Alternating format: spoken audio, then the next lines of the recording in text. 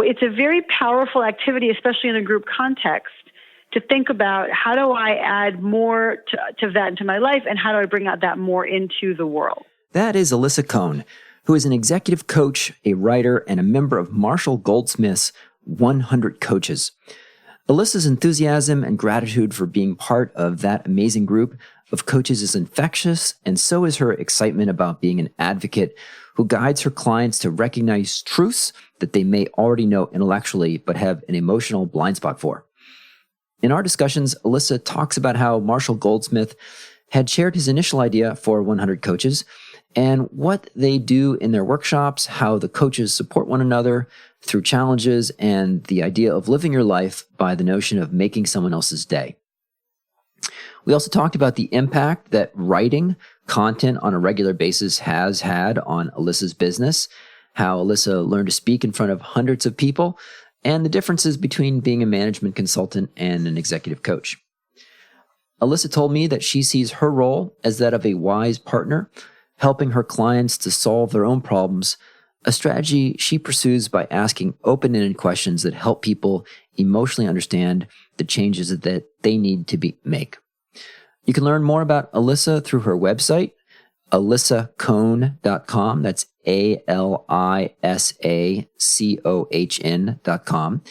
And while you're there, you can sign up for her newsletter, which I would call a barrel of goodness. You can also reach out to her on Twitter at Alisa Cohn, and those links are in the show notes. Hello, Alisa. It is great having you on the show. Well, it's so great to be here. Thanks for this. Alisa, let's start with Marshall Goldsmith. You have been selected, and you've been working with him as one of kind of 100, the Marshall Goldsmith 100, I think. Tell us a little bit about that. Oh my God, that's like one of my favorite topics. Yes. So first, just to say that I've known Marshall for quite a while, and I was fortunate enough about 3 years ago to be in a workshop. The workshop was called Design the Life You Love by our friend Aisha Bersell. And at the end of the workshop, I went over to Marshall and said, "Hey, Marshall, how'd you like that workshop?" He said, "Oh, that was great. He said, I'm going to adopt 100 coaches and teach them everything I know for free and ask them to pay it forward in the future." And I said, "Oh, that's great. You should definitely go do that." And then a few months later, I saw that he was really doing it. And you have to apply to be in the program, and he got 16,000 applicants as a result of one video that he put on LinkedIn. And I was just really honored, beyond honored, to be chosen. And the thing is that with Marshall, it's both wise and fun and connected and also quite loose. So you can't really call it a program. It's just a number of us. It's 100 coaches who are coaches and also thought leaders and also some just leaders and senior executives. So it's a mix of different kinds of people. And what we do is we get together periodically, and Marshall kind of calls us together, and we do different kinds of learning events. And again, it's learning, but like informal learning. Our group presents to each other.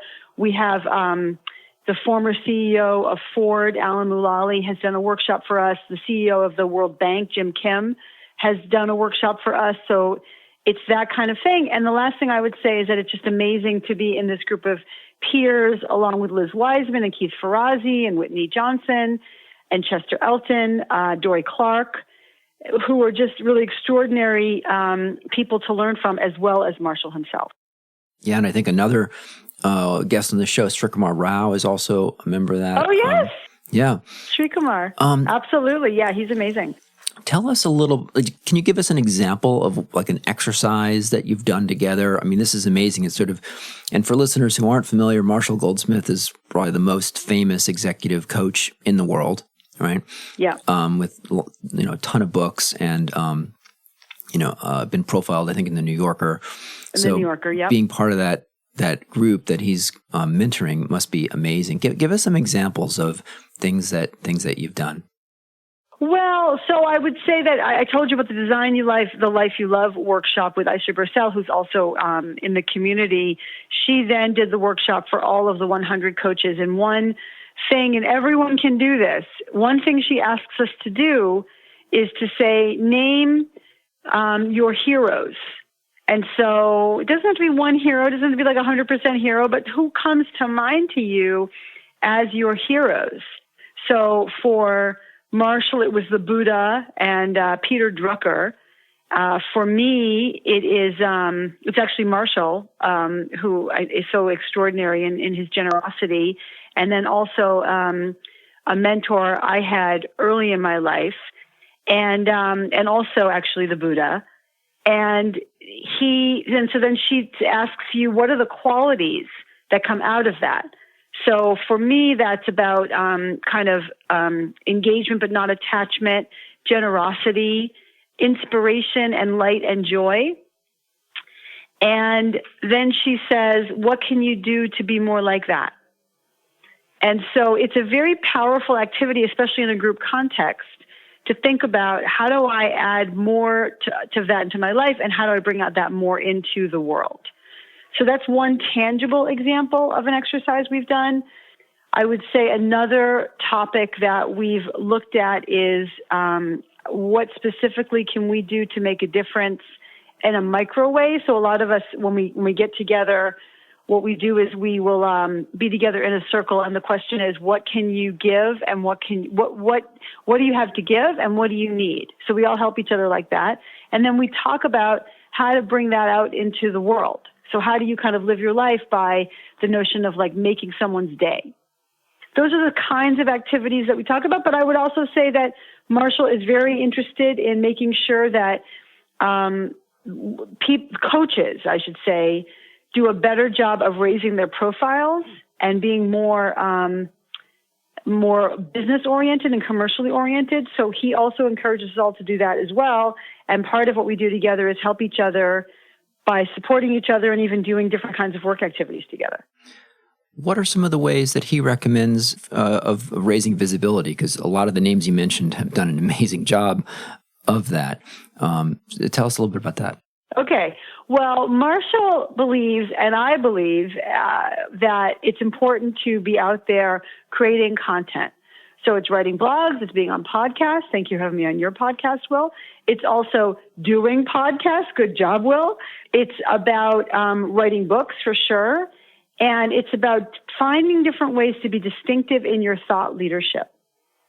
And I think a lot of coaches, a lot of consultants, a lot of independents who really need to break through the noise fail to do that because they're too busy doing their work, or, in different ways looking for work, and not knowing how to build this, sort of the branding side around just creating a distinctive profile.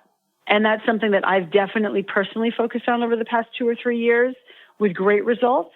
And Marshall is, in many ways, really the king of that. And he encourages everyone to do that. And he would say, you can't make an impact if nobody knows who you are. And I certainly agree with that as well. Tell us about your efforts. What have you been doing in terms of the content creation? Well, about 2 years ago, I met the folks at worth.com, and they asked me to start writing for them about leadership. And then from there, I got tapped by Forbes.com to ask me, and they asked me to write for them about leadership and startups, which I do now. And then I also got approached by Inc.com. So now I write for Worth and Forbes and Inc. And also I do a lot of work with startups. So I write also for Alley Watch, which is a startup newsletter here in New York City. And then I also get now quoted a lot more in the media. I have a newsletter that I send out. It used to be that I write an original article for that newsletter, but it's a lot of work. So now what I'm able to do is to take my other content, and this is important for everybody to realize, to think about how to repurpose my content so that I reach different audiences with the same content. That is amazing. Amazing. How do you keep track of ideas for future articles that you want to write? Do you kind of have like a little Evernote list, or jot it down on a piece of paper? Yeah, unfortunately not very well. I have a couple of lists in my computer, so on a Microsoft Word document. I jot things down in Evernote when I'm out and I have only my iPhone. And I typically use those two tools, and When something though, and those are helpful because I can use them as inspiration when I'm like, oh, what am I going to write about?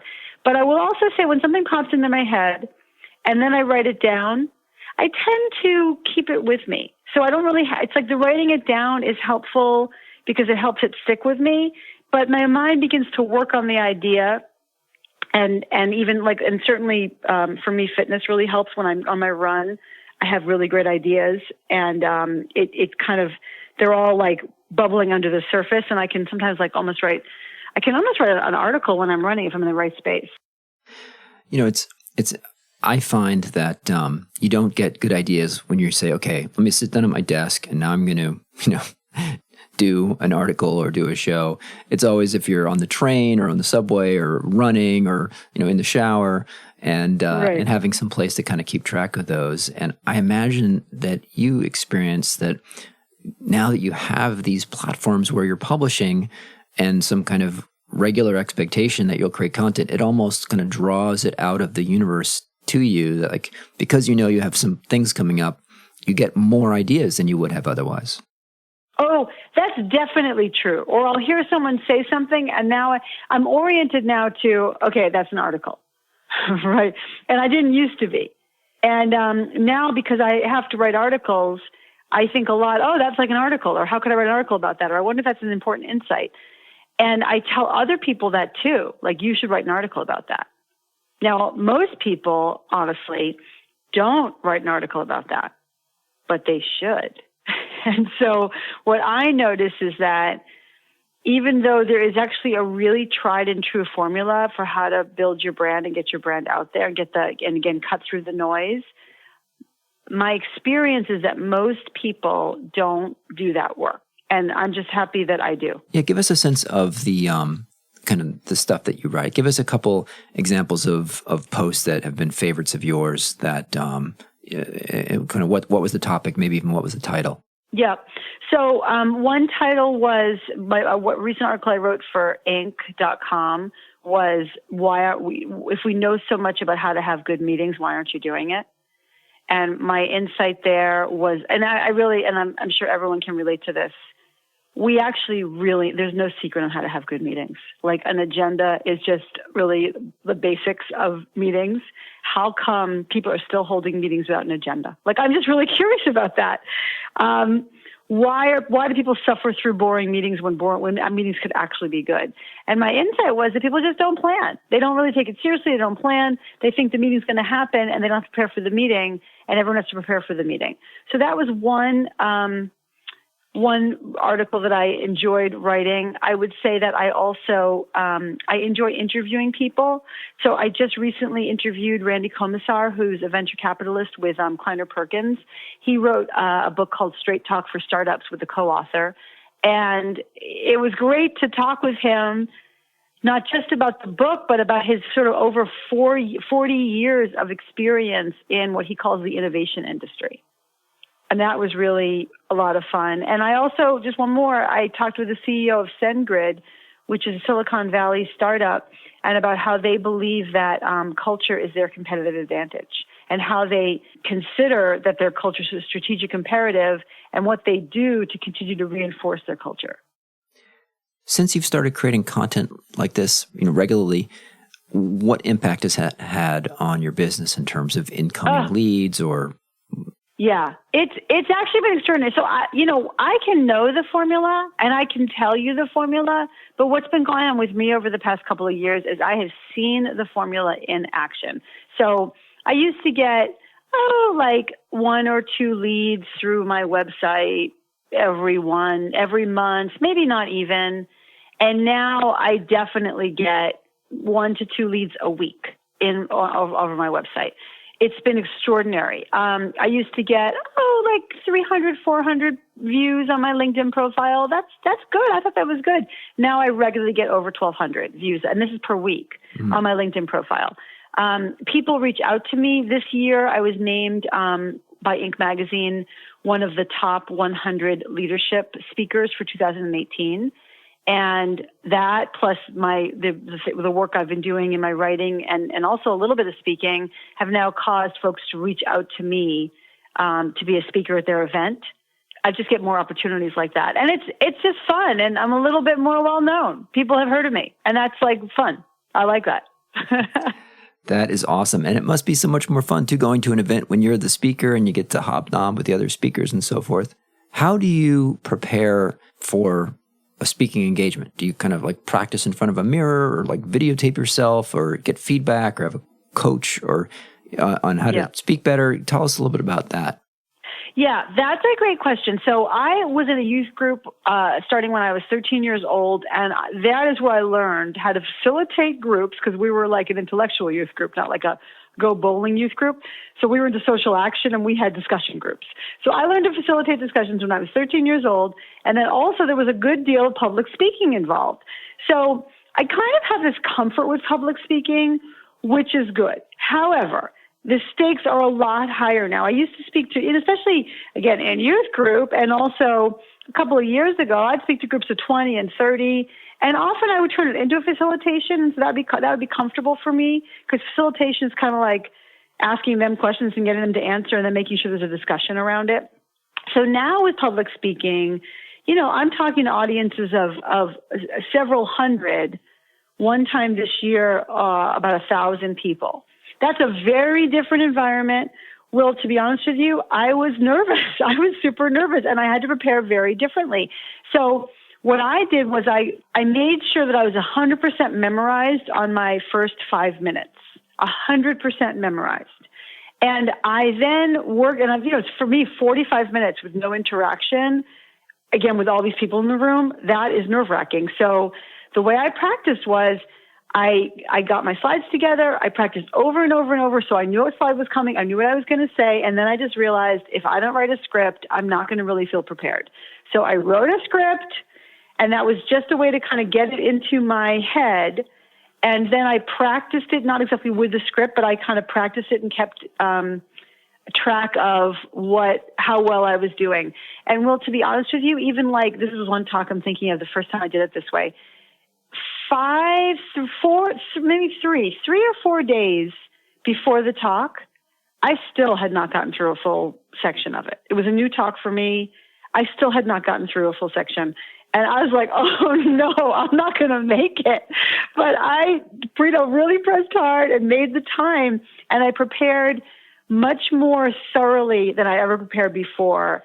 And then I was super confident when I finally pulled it all together and I walked on stage. I was super confident. It went really well. And I discovered the way I need to prepare for these kinds of talks in the future. And I'm really proud of that. And I would just say, like, to everybody all the time, there's like a lot of setback on the way to getting it done. And so you got to work through that setback, and you got to work through the difficulty, because that is how you finally get to a good place. I want to talk about the executive coaching that you do, but before we get into that, I want to ask a question so I don't forget it, which is, you mentioned that you're publishing a lot and you have a newsletter. What's the best place for someone to find your website or sign up for your newsletter? Oh, well, they should absolutely come to my website and sign up for my newsletter. So my website is alisacohn.com. That's ALISACOHN, like Nancy.com. No E's in either of my names. No E's. And they can find me on Twitter at Alisa Cohn. All right. And if they go to your website, you can sign up for the newsletter there? For the newsletter, and they absolutely should. All right. It's a barrel of goodness. I'm going to go on your website right after we talk and get that newsletter. Oh, that's so nice. Direct to my inbox, so I don't miss a single post on Inc. or Worth or Forbes.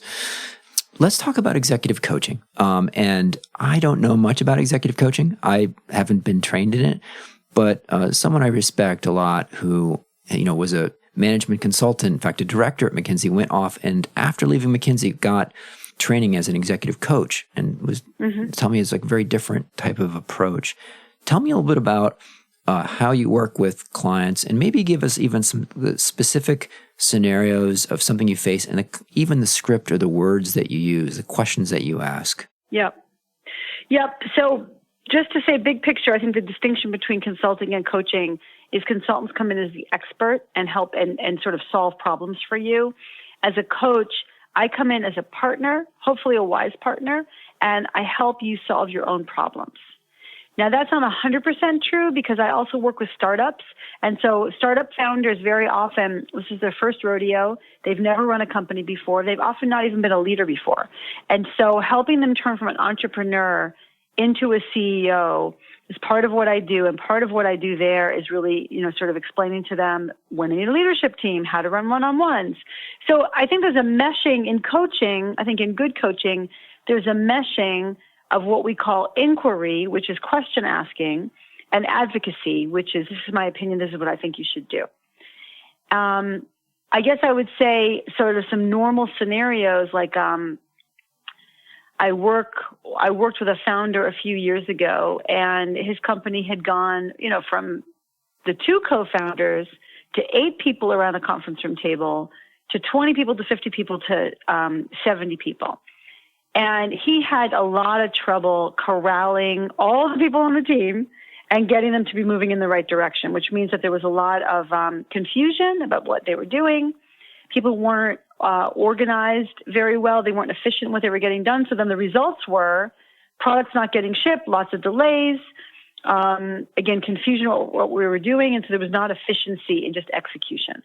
So I helped this founder sort of step back and think about what is the right structure that he needs to implement. And if we don't know, what should we experiment with? How he can designate leaders to communicate to smaller groups of people. How he himself needs to communicate differently to the team and also repeatedly to the team so they understand what's going on. And how does he set expectations and hold people accountable?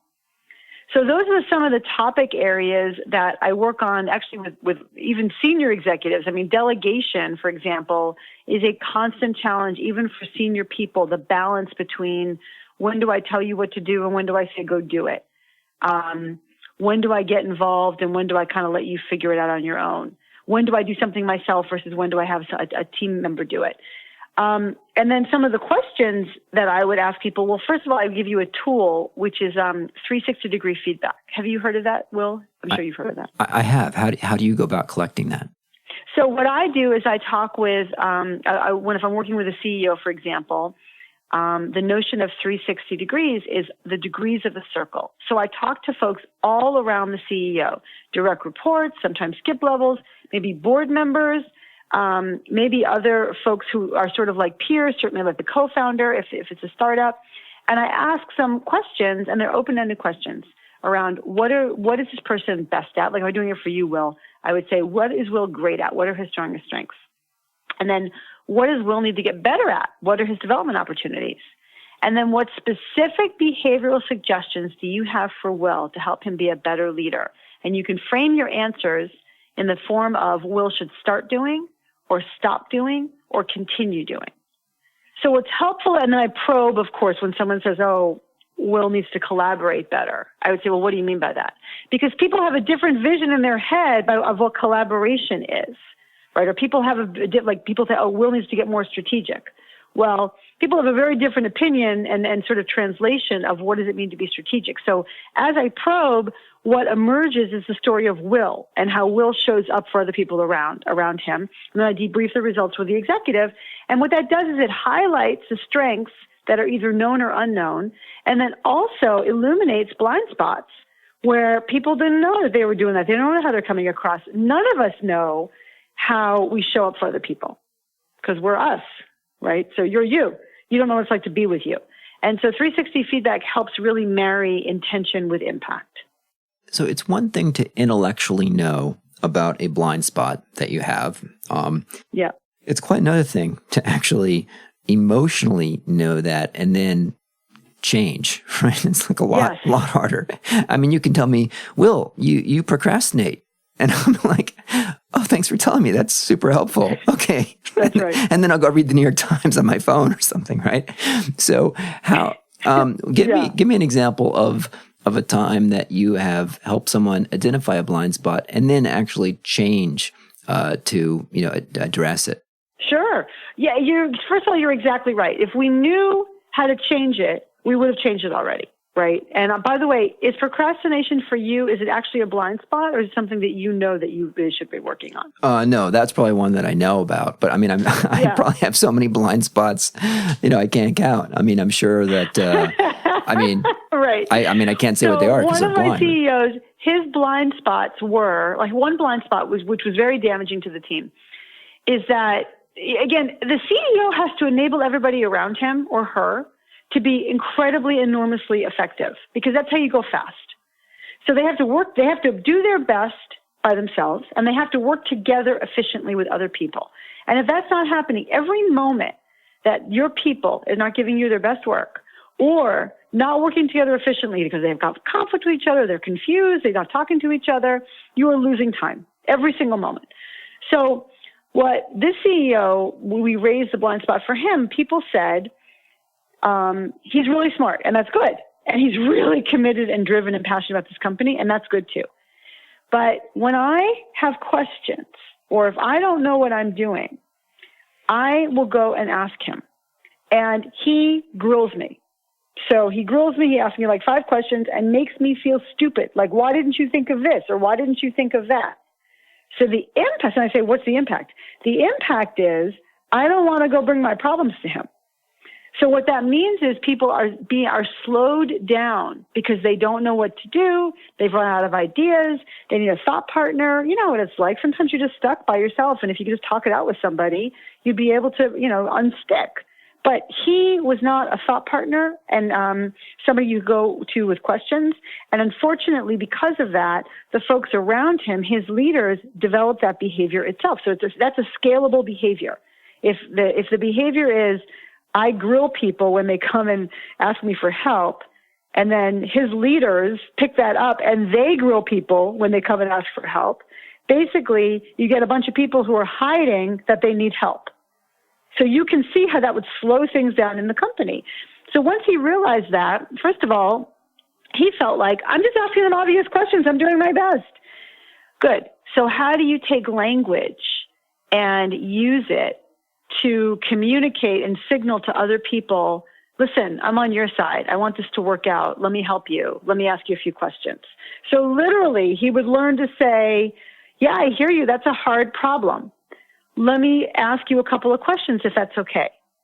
Now, I just gave you, that was just 10 seconds, right? So people, I don't have time to do that. No, it takes 10 seconds, not even, to sort of give a little preamble like that.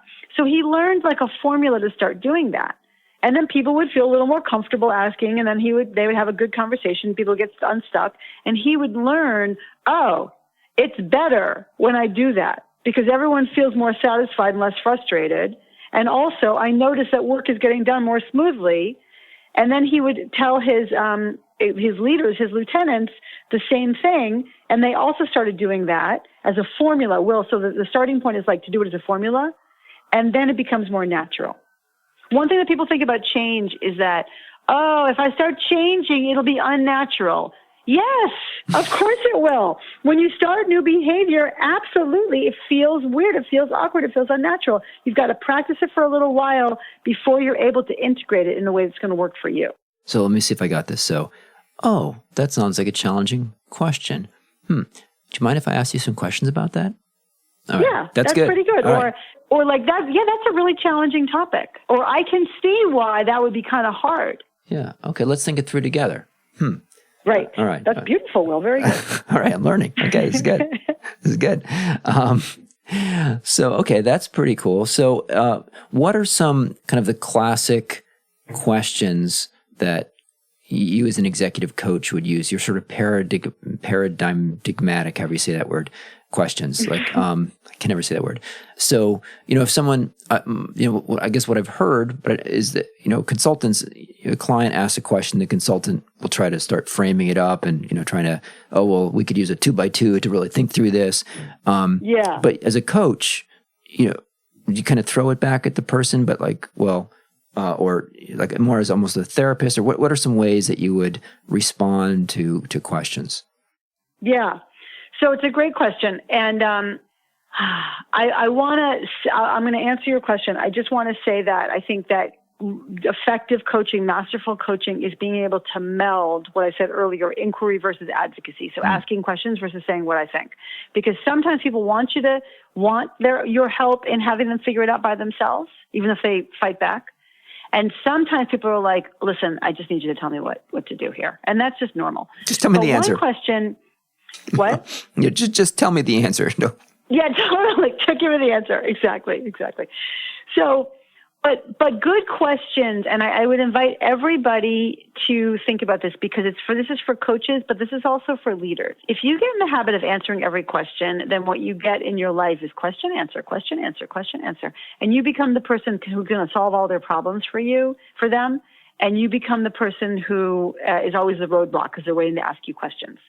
So people, what a good question is, why do you think that is? People will say, oh, this happens and this happens and this happens. And I say, well, why do you think that is? And that really invites them to look at the system of what's really going on. Or what was that like for you when that was going on? Invites them to reflect on what's going on the inside of them. People say, I don't know what to do. Or, people will say, what should I do about this? And I'll say, what do you think you should do? Which is no question annoying, but regularly people will roll their eyes and then give me a beautiful answer to that.